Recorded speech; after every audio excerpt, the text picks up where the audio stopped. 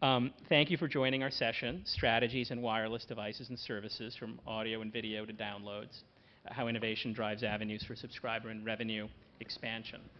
I think what's interesting is that we're in the middle of what can only be described as a new media platform, the identification and development of a new media platform. The wireless experience is becoming an entertainment experience right before our eyes. The mobile device is in the midst of becoming much, much more, from the functionality of a radio or MP3 player to the video quality of a DVD player. We've all seen devices that give you exactly the experience of terrific platforms that already exist. Cell phones that are like iPods. Later this year, maybe an iPod that's like a cell phone. Video experiences that are no different than the small mobile video players that flew off the shelves last Christmas at places like Best Buy. Wireless devices are incorporating all those features. Music is obviously accessible. Video shopping, video viewing, video downloading, all of it by multiple platforms. In essence, the parameters of the mobile audio and video experience are only now beginning to be formed and shaped. At the same time, roadblocks keep emerging. They're fragmented content deals, so that if you want to watch the top 10 shows on television, even the ones that are available require multiple subscriptions, multiple services. There's no place you can go for everything. Difficult to use interfaces and unclear pricing models. So there's a lot of work to do, even as the technical platform stabilizes. I want to introduce you to our exceptionally strong panel. And let me say again that the companies that are represented here, these companies are shaping the industry. You couldn't ask for a better set of folks to talk about this topic than the ones we're about to introduce. We have, starting here on my right, J.H. Ka, who is VP of Global Business at SK Telecom. As you all know, SK is shaping the leading edge applications in this space. When we at McKinsey, and I'm Luis Ubina from McKinsey & Company, I run the media practice out here for McKinsey on the West Coast. When we at McKinsey look for leading edge applications, we often look to the applications that are being launched and used by consumers in Korea. We have Matthew Feldman, who's co-founder, president, and chief executive officer of a company called Versally. It's a wireless video programmer which has migrated from providing ringtones to developing what can be described as wireless video networks. We have Avner Goran, who's the worldwide director of Texas Instruments Cellular Systems Strategic Marketing Group. I hardly need to mention what Texas Instruments is doing in shaping the basic capabilities of what's going on here. Next to him, I have John Forsland, who's the group manager for branded content at Nokia Americas. Something like a third of you have Nokia phones in your pockets, I guess. And the other two-thirds of you, half of you, have phones made by David's company. David Ulmer, who's Senior Director of Marketing, Digital Media Services at Motorola. And he's leading the company's marketing efforts for music solutions and other kinds of media solutions. So that's our group. I want to thank them all for joining us.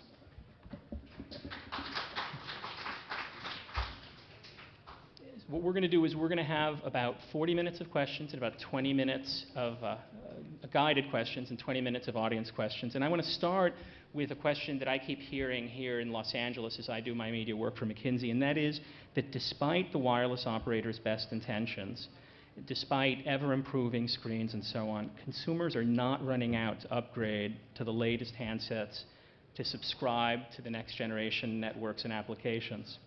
And that if you stop and think about it, the total number of wireless content subscribers in the US, and remember, we've been talking about this for a long time now, is still less, far less, than a single television ratings point. What's going to jumpstart this market in the US? What's it going to take to begin to get to critical mass? And maybe we can start, if you don't mind, with Dave at the end. Sure. I think it's a little premature to start thinking about whether something's a success or not a success. We are Yeah, I'm reminded of going back to Disneyland back when I was a little kid, and you go to the Carousel of Progress, and they show someday we're going to have these stoves that can be plugged in, and there's going to be these machines that are going to wash your clothes and they're going to wash your dishes. And that's where we are right now in digital media on phones. We're on this someday we can all dream. It is so far away on the timeline of where things are. We are in the beginning baby steps of exploring media applications on mobile devices. And granted, they are profound and they are fun and they are exciting, but we ain't seen nothing yet. And the things that I'm seeing in the labs that I can't talk about too much are so different from what I saw just 2 months ago and what was 2 months before that. It is moving so very, very quickly. For example, how many people in this audience have a razor in their pocket? Or two, as I was talking to you earlier. The razors of today, the ones that you have, are wonderful media devices. You can play any song you want, but you can only play one song. They hold an entire track. And that razor, how old is it? I mean, you just bought the thing. The phone in my pocket can play 70 hours of music. And we are just now beginning. So when we talk about consumer adoption, it's just going to take a little bit of time, and that time is not that far away. John, why don't you give us a take from Nokia? What I think, why has this not taken off yet really big time, and more than stating my company's opinion, this is just something I dream of, is that so far the services, media type services beyond the call, have not been, the intuitive stuff that most people are used to. So it's been a lot of new stuff that we've been trying to push down consumers' throats.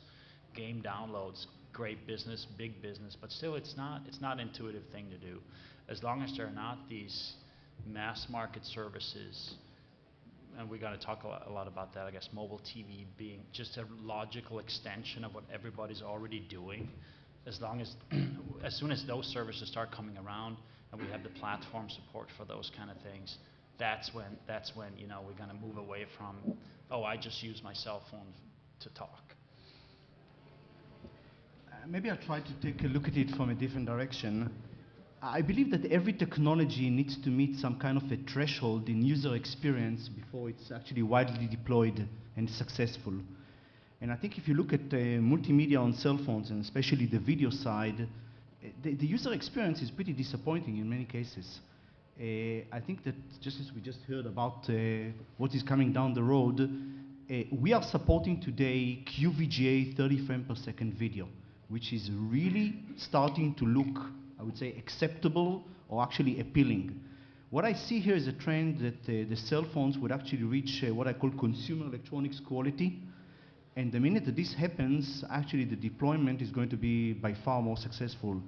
The reason is because if you already carry this with you and you already have this camcorder functionality or video playback functionality that is in consumer electronics quality and user experience, then actually I think the content would follow, because the technology is going to be used there for other reasons, and the content would actually then would appear just to serve the technology that is already deployed.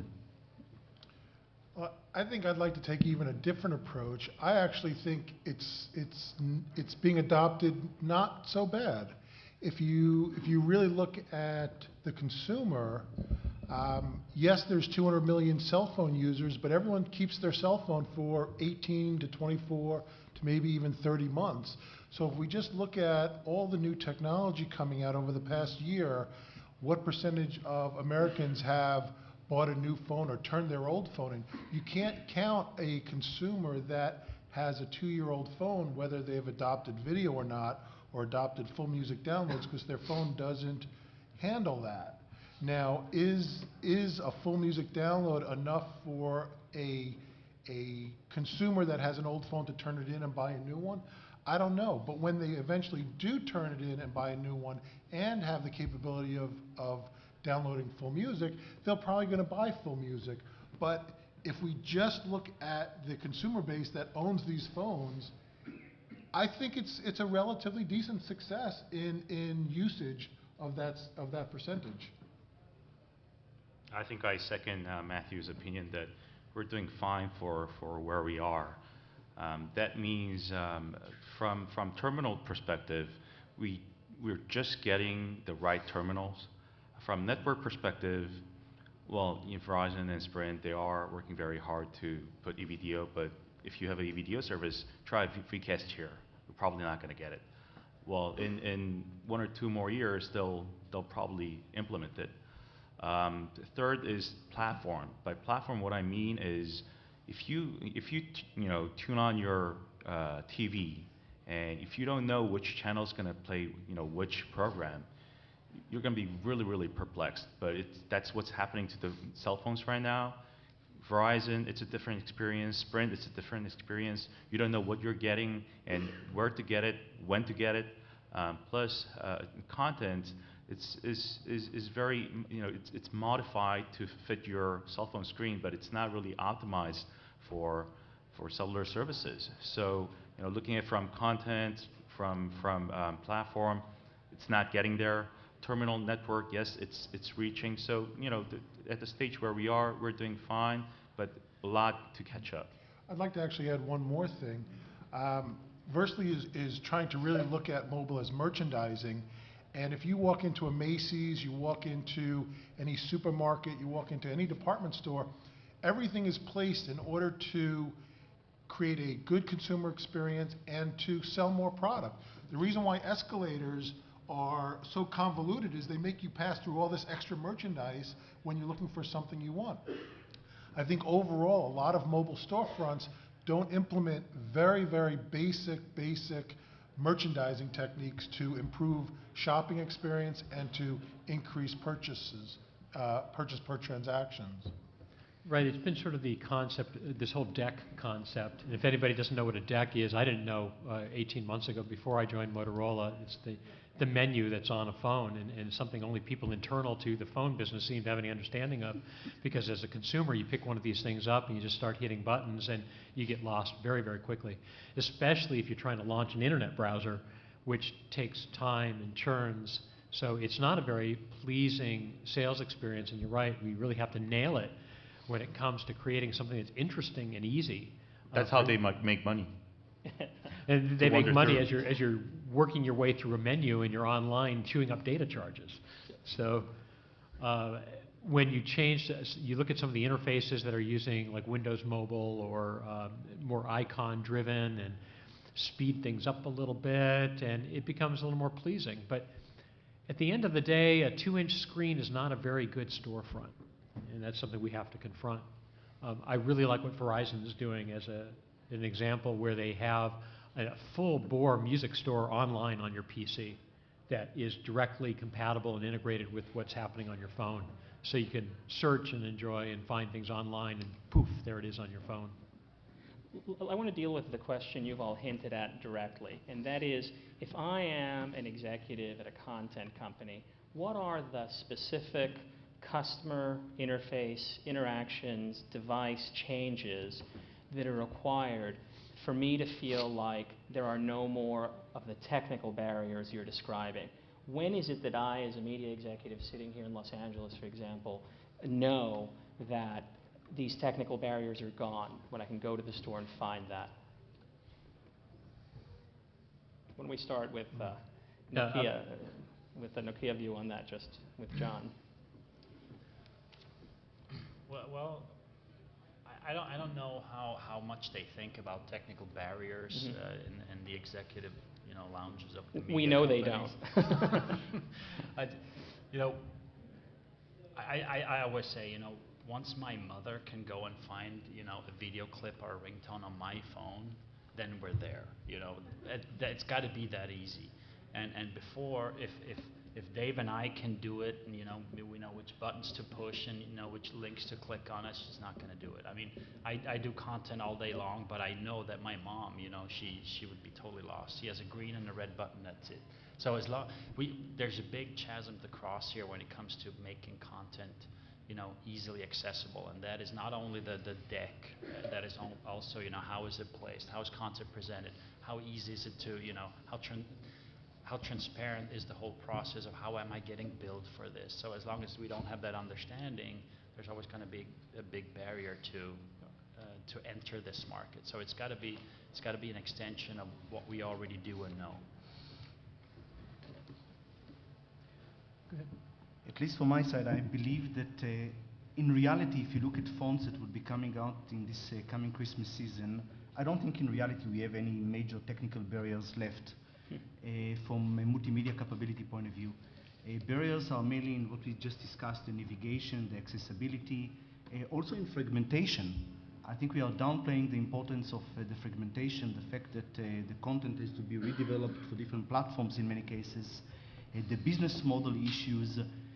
But I think that the one thing that to me is a barrier is that we are still in many cases looking at those platforms as extension to the traditional platforms we have today.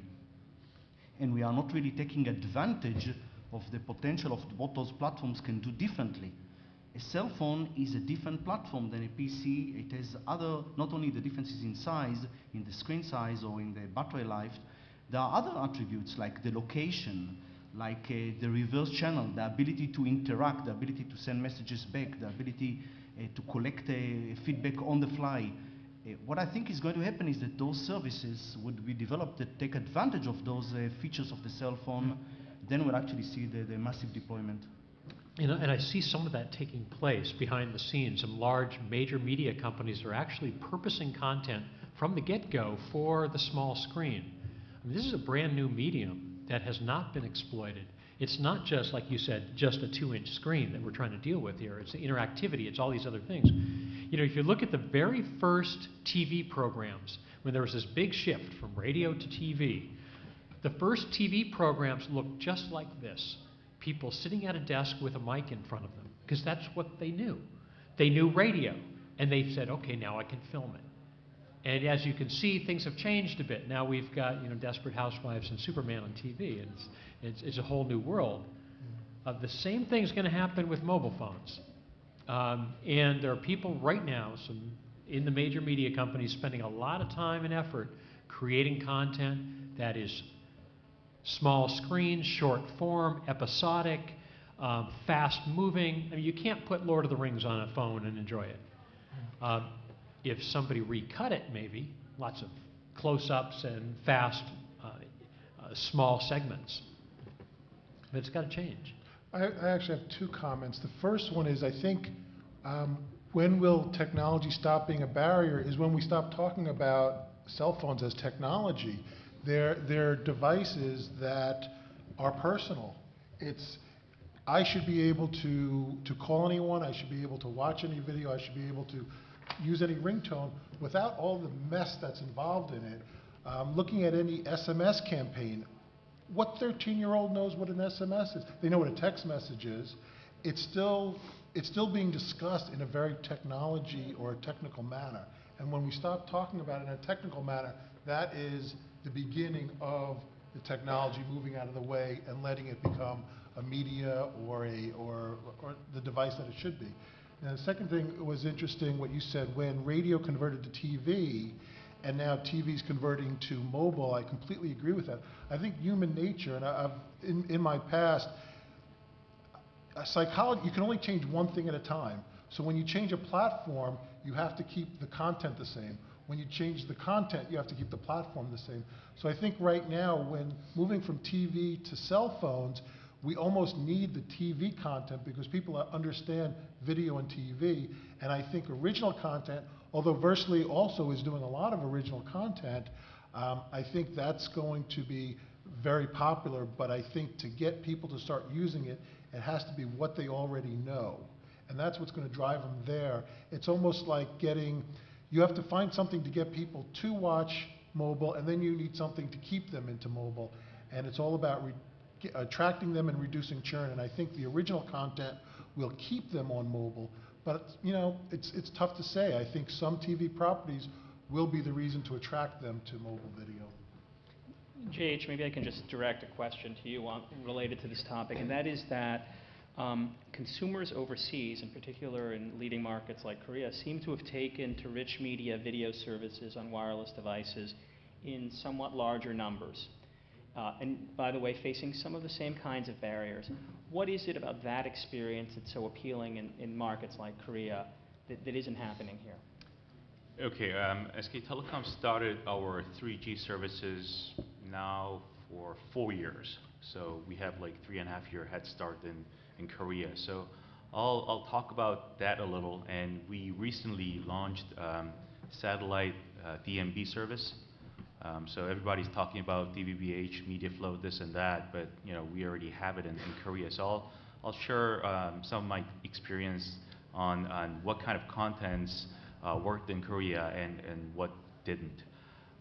When we first started our service, the biggest moneymaker was music videos, because music is by far the single largest revenue source for carriers now, be it ringtone or ringback tone or what have you. Music video, the same case, and slowly as people got used to watching smaller screen, they started watching what's called drama in Korea, soap opera or miniseries equivalent. But SK Telecom decided to have the digest version of those soap operas a day or two in advance of actual TV series went on air.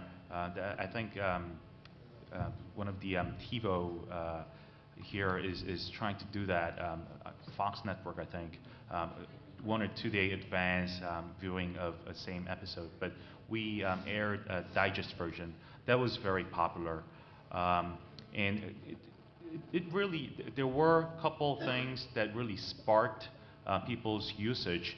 But now looking back, it was just a spark. But now it reflects more of a a solid TV station's ratings, sports, musics, soap operas. It's all there. So after 3 or 4 years, it assimilates that of a TV network's programming.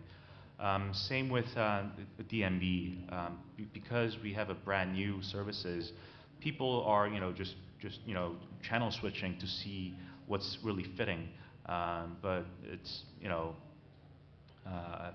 now it looks like TV. What's a little different for our 3G service is now the biggest moneymaker still is music, and number 2 is adult related. We don't have any hardcore stuff. It's Playboy TV Lite in Korea. We still call it adult services.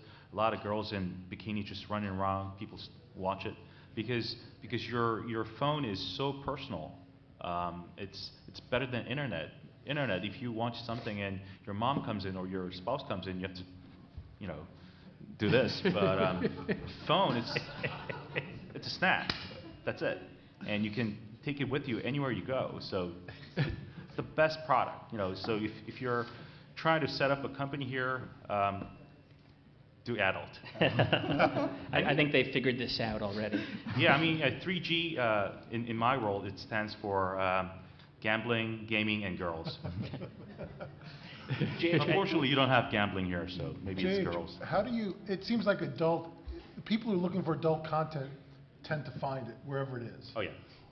Who is promoting? Like you were talking about the miniseries, the drama, and so on.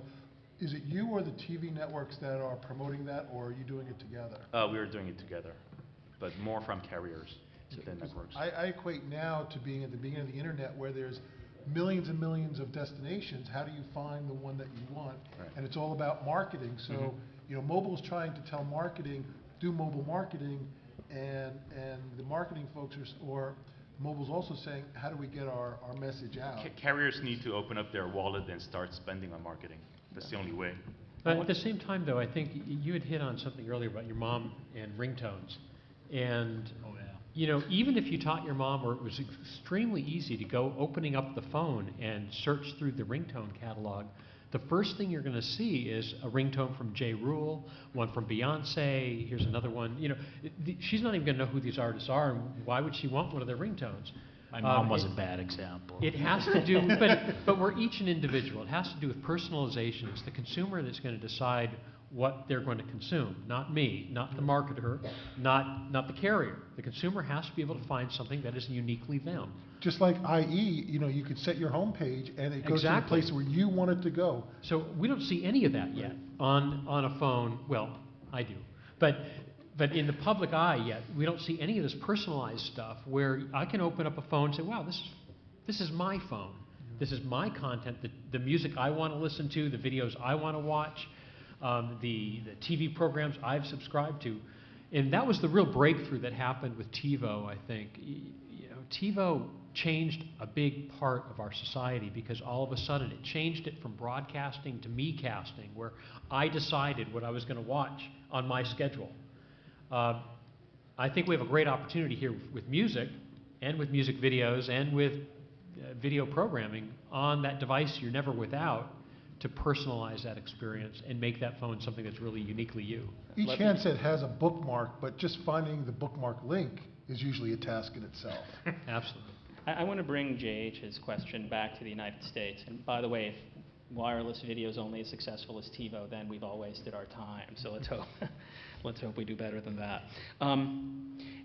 JH described a very organized situation where new creative forms of content, things that one could consider killer applications like digests of soap operas appearing before the soap opera happens, are in an organized way brought to the consumer. Here, we're seeing massive atomization. We're seeing multiple platforms on multiple pipes. We're seeing content deals that are being struck exclusively, limiting choice by consumers, requiring that I not get everything I want, so long as I just have one service or one phone. How do we go from that atomized, highly disorganized situation to something where people are together figuring out ways to make this simple for consumers? Dave, why don't we start with you on this and just work our way down? I was just going to say that I'm reminded of Jurassic Park. Life will find a way. Right. And let's not be fooled here. Consumers are in charge. All we're doing here is fiddling with technology, trying to find the best way to deliver a multitude of products to the marketplace. But at the end of the day, it's what the consumers buy that will fuel what is produced. And if they want content, they will get content. And if I can't deliver it to them, they'll get it from somebody else. So I think that the issues of exclusives, where you can only get, say, the Rolling Stones, if you have a Nokia phone on Singular, then that's just going to go away. And again, at the end of the day, the consumers are going to decide. They will be the ones who choose what products are successful in the marketplace. John, you want to jump in on that? Yeah, sure. We're kind of happy with the situation. Either way, if it's exclusive deals with this carrier only, or as long as it all happens on the Nokia platform, it's all please good. buy phones. But no, I totally want to second Dave on this one. So, what Dave's company and our company is doing, we're enabler of this marketplace to take shape. We're not really heavily meddling with trying to tell consumers or tell consumers what they should be doing. So we're creating an environment where innovation can happen, and it will happen. And on the other point, I see the walled gardens, they will come down. We're going to go to a European, Asian style content offering also over here in the US. That's my prediction. Looking at it from another dimension, which I totally agree with your comments, just from another dimension, which is the fragmentation. Definitely environments like what we heard in Korea are actually useful also to fight fragmentation. In markets like the US, I think that again we would see trends for more standardization in software APIs, in interfaces. Maybe a very good example is gaming, with the role of OpenGLES as a dominant API for all gamers and software written for that. What I think would happen is that the market dynamics would definitely are about diversity, but to reduce the cost of porting the software across those platforms, we will see a stronger push towards standardization in some of the software APIs, which would reduce the cost of the porting efforts.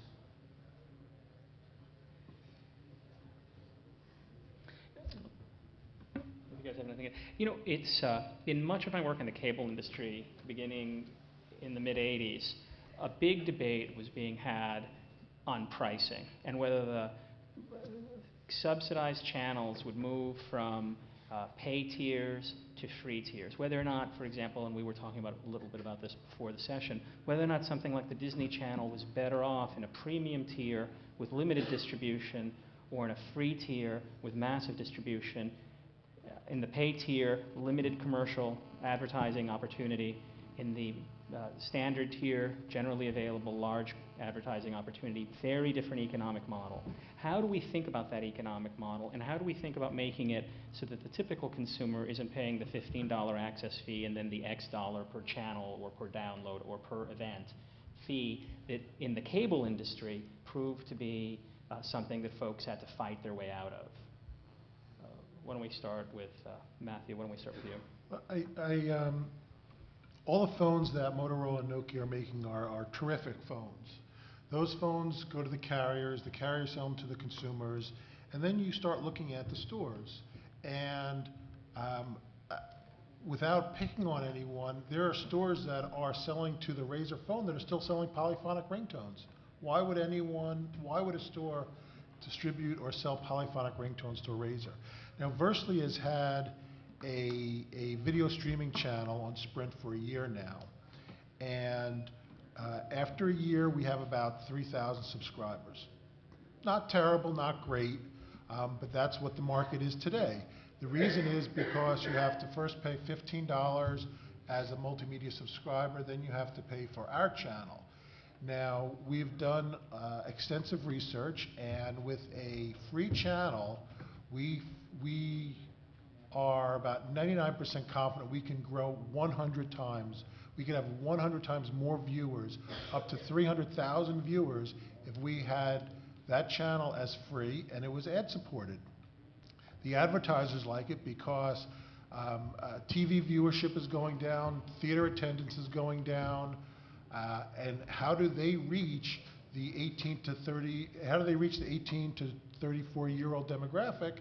You have to reach them where they are, and their mobile phone is where they are at all times. Whether it's a download or whether it's a stream, that could be delivered to that consumer at all times. So there's value to the advertiser, there's value to the content provider, there's value to the phone manufacturer, and there's value to the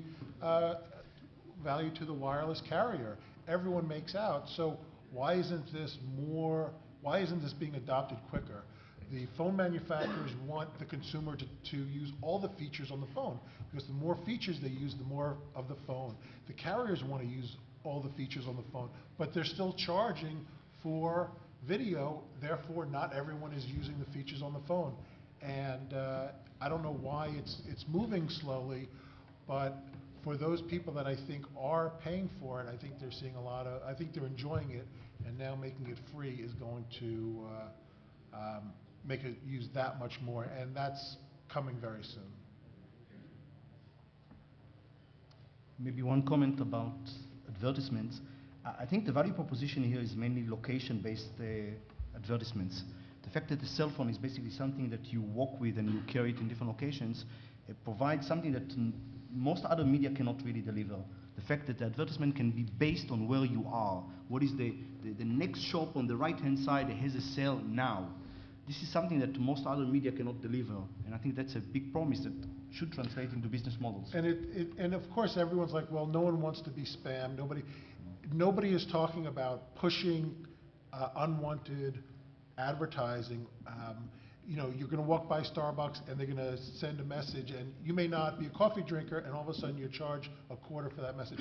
That's not going to happen. What we're looking at in our video advertisement, we have anywhere between 2 and 5 minutes of streaming video. We're looking at a 15-second commercial in that. That's not a lot to be able to watch a 5-minute video that you really are interested in.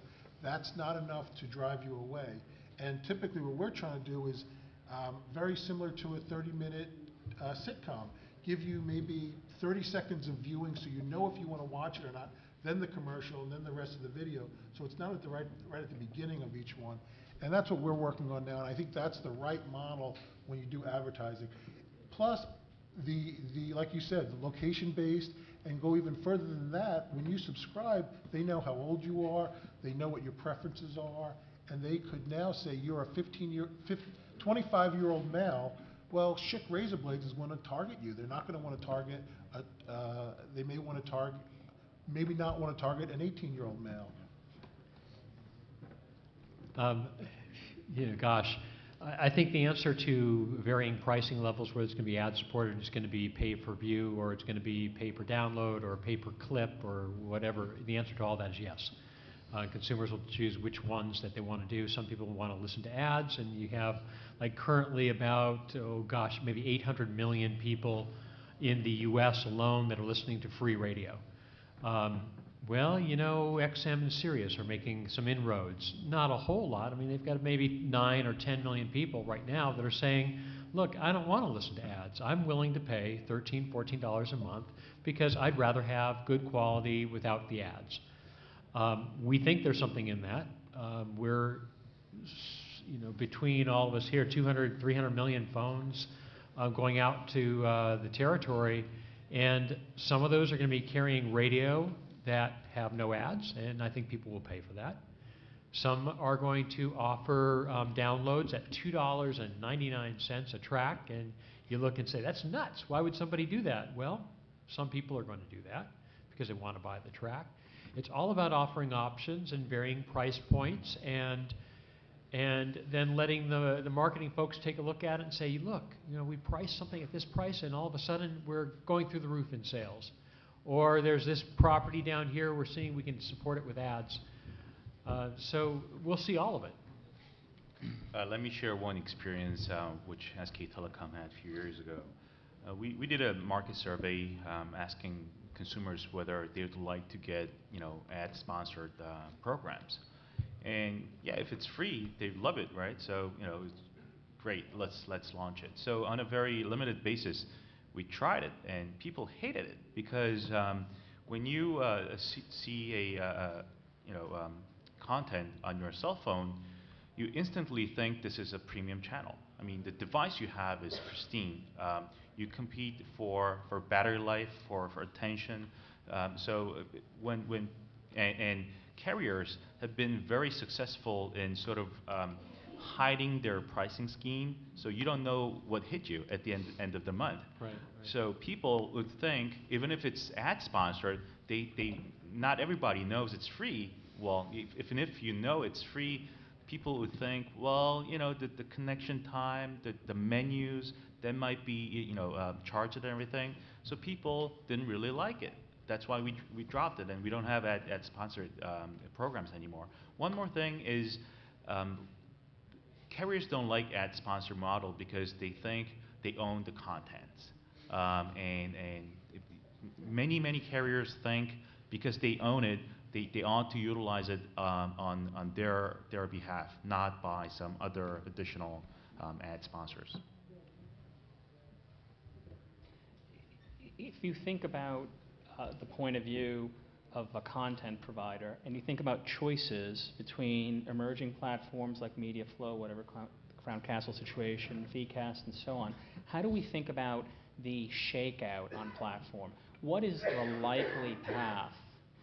How does a content provider think about the likely path content's going to take over the next 3 to 5 years? Is there a point of view that they should hold in terms of the bets they're making and the choices they're making? Because they are, in fact, making bets and choices as they sign exclusive deals, as they limit the Rolling Stones to one carrier or another, as they limit Fox Sports to one carrier or another. How do they think of the trade-offs between these many kinds of choices? If I see you nodding, I was just shaking going your to say head. that's not sustainable. What you see happening now, that boxing match between XM and Sirius, well, we got football, we've got baseball. Well, look, the consumer wants both. And my advice to media companies is put it all out there. We've turned digital now. I don't know if you read the headlines, but content can be delivered digitally. And that means that you don't pay for trucks, you don't pay for packaging. It can be sent anywhere with no incremental cost. And if we look at some of the examples out there, off of iTunes, 50% of their music sales are out of the top 100 tracks. They have 100 tracks for 50%, and everything else, thousands and thousands of tracks, that are the rest of the 50% of their sales. Rhapsody has the subscription service where you can listen to any music you want as many times as you want when you pay like $15 a month. They have, I think it's 2.5 million tracks in their database, and on a given month, consumers listen to virtually every single one of those 2.5 million tracks at least once, collectively. So there's a tremendous market out there for this long tail of content, along with the content that we can get, the Rolling Stones and Madonna and Beyonce. But put it all out there. Put the reruns, put the old episodes, put the lousy cuts that you've got, put interviews, put everything you've got out there, and people will collectively purchase it, and the market will grow. I'm certainly a believer in content is king, and I agree with long tail content. And as long as you can make the content be found easily, absolutely people will consume all of it.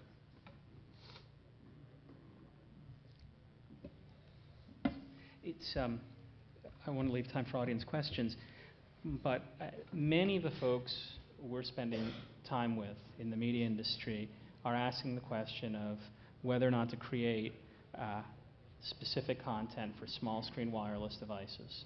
And they're all eager to experiment, but then they hear numbers like 2,700 or 3,000. Then they hear numbers like 1,595 and 250. Then they hear numbers like 50,000 subscribers for the service in whole, and it gives them enormous pause. How do we help them think about what they should be doing in terms of creating the kinds of, I guess we could call them application-specific content, the kind of content JH described, unique to wireless, that maybe gets these services over the consumer hump? Well, I can take a shot. Original content, I think that's definitely gonna happen. What form it will take, I'm not really, sure about just now. We're talking to companies that do little soap opera type series for mobile only, so with their own actors and all that stuff, and try to peddle that out in the market. Great idea. Is it gonna stick? I don't know. So I think the easiest approach to it initially is just, as Dave said, just put it all out there. Just go repurpose your content for mobile. What you have already for now, it's low risk, it's low cost, and then we will see, on these platforms that we're providing, we'll see which innovation will stick on the wall in the end, and then that's the direction everybody should start investing in. So is that an argument for not signing exclusive deals? Is that an argument for trying to get on every platform? I think every when you talk about should they look to MediaFlow, DVBH, I don't think that's to the media companies really relevant, because their content's the same. It's just delivered differently. So there's no technology bet for the media companies at this point. It's just okay, transcode your content into a viewable format, and that's it. And of course, you should do it to mobile platforms that have the biggest footprint in the market. That will give you the biggest bang for the buck. What will get in the way, though, and happens to. Oh no. No, go ahead. I'd say because I've heard this discussed, when a media company looks at 800 million cell phones sold last year, and they look at the kinds of checks that XM and Sirius are cutting for content that's going to eventually put them out of business if they don't watch themselves. And you can't approach the mobile market as a separate price structure.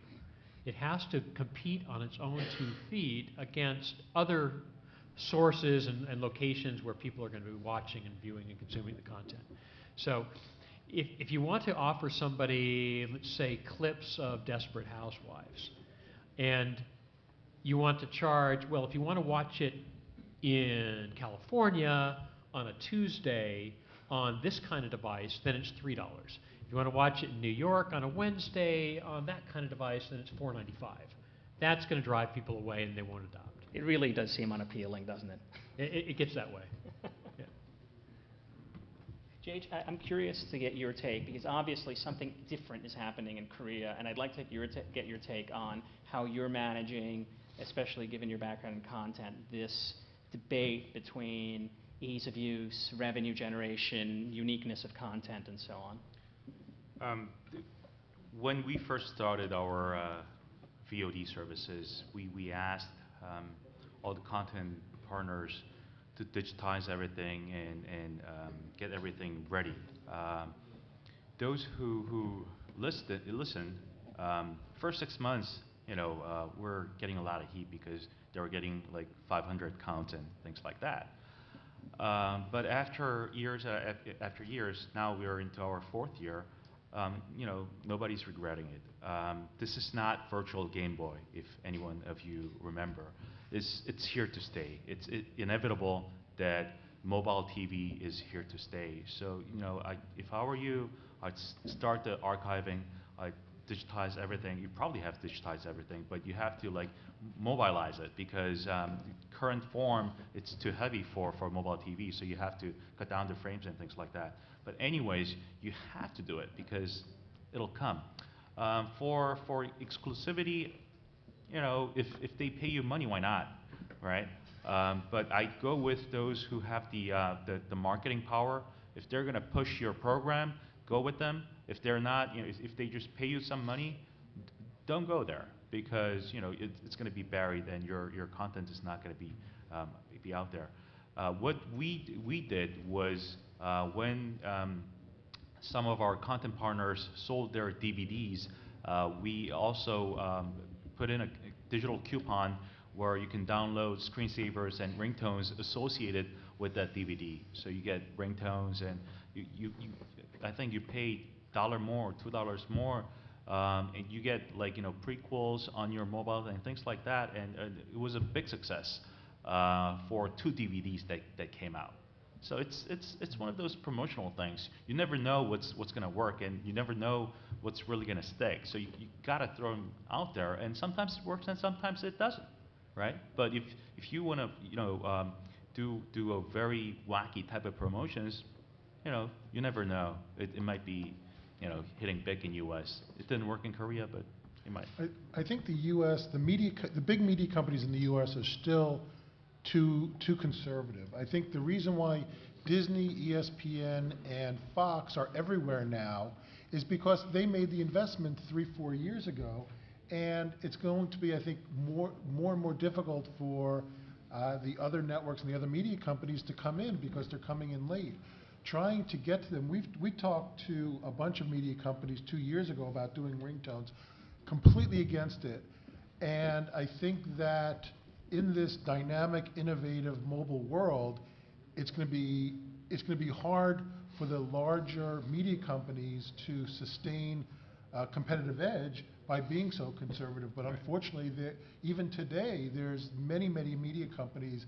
You hear excuses like, well, we're going to think about it. Well, we want to see what other companies are doing. Well, you get 10 million excuses, and hopefully you have to bang on a lot of doors to get one that's willing to be a little bit of a thought leader, and it's rare in the U.S., unfortunately. Yeah, and at the end of the day, their competitors are going to do it, or their competitors' competitors are going to do it. Mm-hmm. The platform is too large, the demand is too great. I know of media companies right now that are creating some phenomenal content for the mobile platform, and when these conservative, slow-moving studios take a look at that and go, oh my God, why weren't you in on that? They're going to be slapping around the top executives that And they were given that just choice, a too. week ago telling them, no, stay out of this, Yeah. let's stand back. And, it's going to happen. I think it's an interesting theme you've all hit on, and then I'm going to ask you one last question, but just to emphasize this theme, this idea of instead of cutting short-term exclusive deals that optimize revenue, thinking about establishing yourselves as online brands with online audiences may yield less short-term, although the revenue is nominal anyway, less of this nominal short-term revenue and more of long-term positioning in the core basic services that ended up being so valuable in other analogous situations like the cable industry. In all this discussion, you all have been, I would say, sobering. I wouldn't say that there's lots of undue optimism embedded in the conversation we've been having. When do you think that people can begin to think about wireless as something that they can easily use, something that is stably priced, where these kinks that we've been describing for the last 45 minutes have been cleared out? When do you think, maybe not the grandmother, but the reasonable 17-year-old? It was my mother. The reasonable 17-year-old, closer to my son than my grandmother, the reasonable 17-year-old can think about having an effective music and video capable device in her pocket. When carriers finish their e-video coverage, they will start doing that, because right now e-video service is all marketing. They just put it out there without the coverage, and they just tout and pump their chest and say, oh, we have this, but they don't, not yet. They didn't even put the money in there to fully implement it nationwide. But when they have their skin in the game, they will start to pay more attention to this. The UI right, they will get the content rights, and they will do everything right. So just in the meantime, if you guys just play dead, nothing's going to happen. But if you start building up your mobile library, by that time, I think it's going to probably take US about 2 years at most, or even shorter than that. Then it's going to start rocking. That's when the tipping point, I think, will begin. I think the 13 to 17-year-old is a glutton for content, so they're going to get it no matter how difficult it is. It's the 24 to 45-year-old that is a more educated consumer that wants a better quality. And I think once that group is marketed to and has content that is relevant to that group, I think that's when it will be more mainstream. It's the older demographic, not the 13, 15-year-old. Avner, I want to be sure to hear from you, because Yeah, you all I are totally sitting agree at the that the back 13, again, I'm looking at my children and I see them doing this already. So those guys know how to figure it out, no matter how difficult we make it for them. So I'm not concerned with those demographics, no doubt. Again, my opinion is from a technology point of view, at least on the terminal side, by the end of this year, I think we'll have all the right capacities, capabilities, and features to support all those services. I agree that the network side is somewhat slower. I really think we are forgetting something here. Many of those services are actually independent from the network. The fact that the cell phone has a camera, has a camcorder capabilities, has a local gaming, this can be done from a flash card. It doesn't need the network in reality. The network is definitely adding more options, but it is not the only option. And therefore, my point is that I think those services or those capabilities would be there for other reasons. Once the network is there and the content is there, it's only on top of it. So I don't think it would slow down in any way. It would happen in any case. That's a great point. Nothing new for me to add, but I think on the terminal side, this is kind of the year where we start getting the necessary power into these devices that will make these experiences that we've been talking about really meaningful. So if you look at a device that's coming out here soon, the first DVB-H device from Nokia is you watch TV on there like it's your little TV. I mean, it's really amazing. So I think the power's there on the handset side, and now other stuff needs to come together. Already talked about network components need to be there, and then the content's already there. There's a lot of meaningful content there. We just got to present it better, market it better, and then so that it starts making sense for my mom. Dave, I know you have something to add. Just one She's the main figure of this panel, your mom. I agree with Avner completely that we can't just keep waiting for next gen, 3G, 4G, 5G, because content will always get bigger and fatter. Just like happened with PC, the second you got a faster PC, Microsoft would upgrade Office, and now you need another PC. And there are ways and experiences that can be had on a mobile phone, even today, with the phones that we have right now, that are phenomenal, that are just now being introduced. Need a little bit of storage, perhaps a USB connection, And for example, if you want to watch a movie, well, you don't have to download a movie over the air and pay air and data charges. You can have an SD card and take it off your PC and plug it into your phone. With a half gig card, which costs what these days? Maybe 30 bucks? If that. You can watch a full length DVD quality compressed video on your phone if that's what you wanted to do. Right now, we're offering radio services on these phones that's of hundreds of channels of digital quality, commercial-free radio on the phones that you can have in your pocket right now, and it doesn't have to all come over the air. Let's go to audience questions. Back there in blue.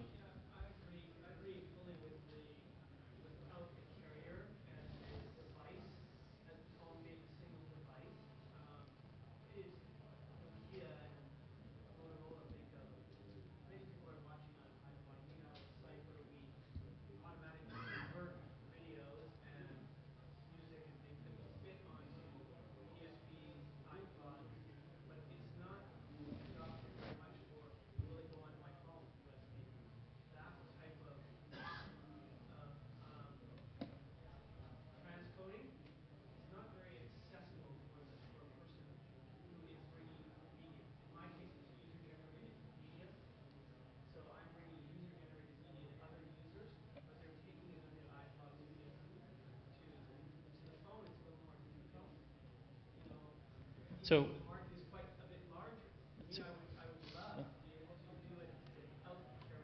so the question is, why does it have to be that it is so much easier to create small format, user-generated content for devices that aren't nearly as popular as cell phones? And what needs to happen so that cell phones become as accessible to this democratized content? Yeah.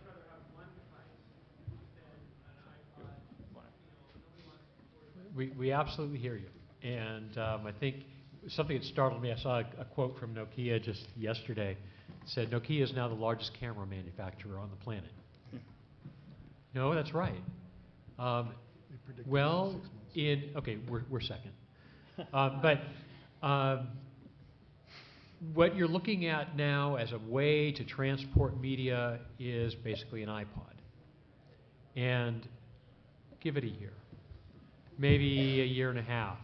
And between the two of us, one of us will be the #1 MP3 player manufacturer on the planet. And you know, they'll happen to be damn good phones too. Yeah. So the point being that phones are made from the beginning as an audio device. And phones were the first portable devices to have color video screens. And it's not that much of a leap to think that these things are going to do everything an iPod can do and more quite soon. Yeah. Let's go to that question there. Sir. First, I'd like to comment on your background because it does appear that you've really done a lot of everything in your industry. But the question is probably related more to Gage and John, where you're talking more of a broadcast model, whether it's B2B, whether it's B2O, or whether it's B2H. Because there doesn't appear to be any standard size yet adopted for screens. And if I can kind of rewind back to what Dave said, it's not quite back to the washing machine,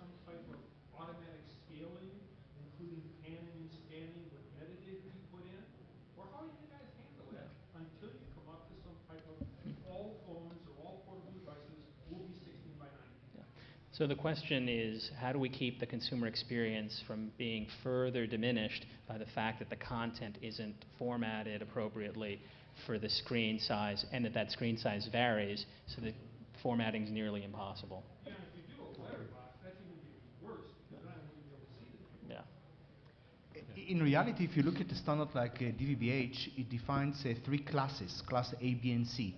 The assumption is that one class doesn't fit all. There would always be high-end devices would support the class C, but there would also, content would be delivered to the lower-end classes, class A and B. Meaning that definitely it's a step towards reducing the number of segments and the number of options, but still maintaining the ability to address the different market tiers.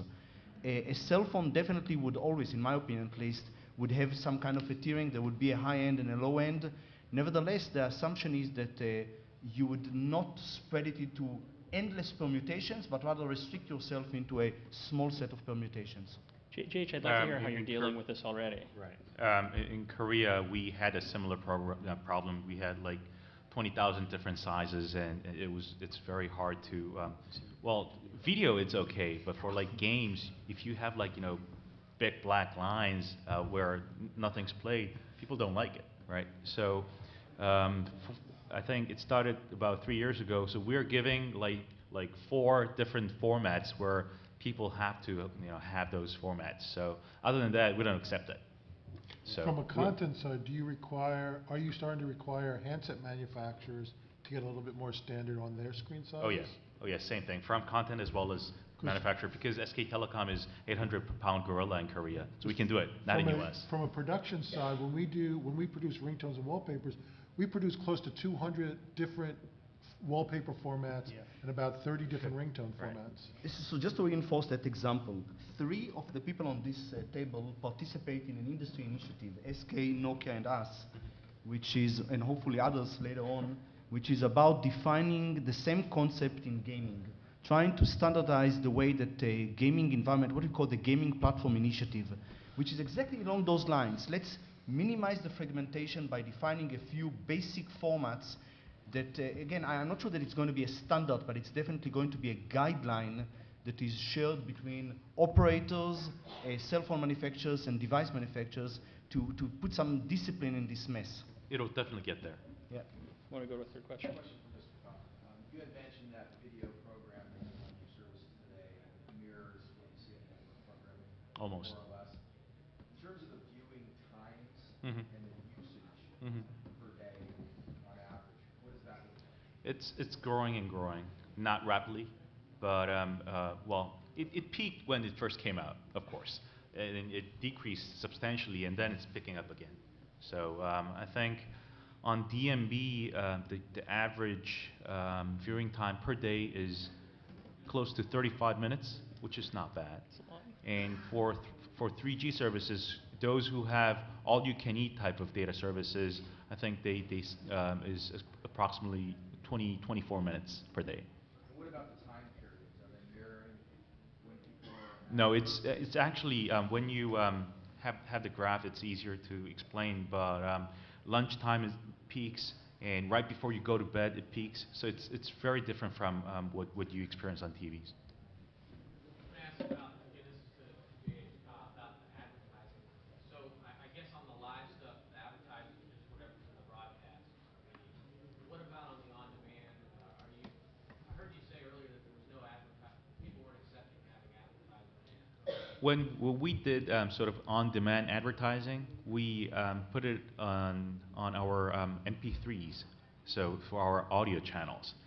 When you listen to audio, you absolutely hate it when you have to listen to 3 seconds segments of advertising, even if it's on demand. So that was a very bad trial. So videos, we could even implement it. So we haven't tried that, but it was limited to audio basis. One last question. Yes, Mr. Portland, can you tell us anything about the joint venture between Ticketmaster, Live Nation, and Nokia making the solution for the use of a cell phone as a ticket and the download of live concerts? No. No, I'm sorry. I'm totally not competent to speak on that. Sorry. Well, we have time for another question then. A couple of you talked a little bit about audio, but I would say that the primary focus of the panel has been about video. And I'm wondering if the panelists could just touch briefly on, especially the gentleman from Korea, touch briefly on the popularity of audio relative to video. After all, I think, Dave, you said the phone is an audio device at the core. Other than music as well. And I should just fully disclose that I'm from NPR. So. Good to see you, Maria. Audio is extremely important to us, as you know. And audio doesn't mean just music. There's a tremendous amount of audio that is available that people listen to religiously, and they want to have access to it whenever, wherever they are. And we're all about making that possible.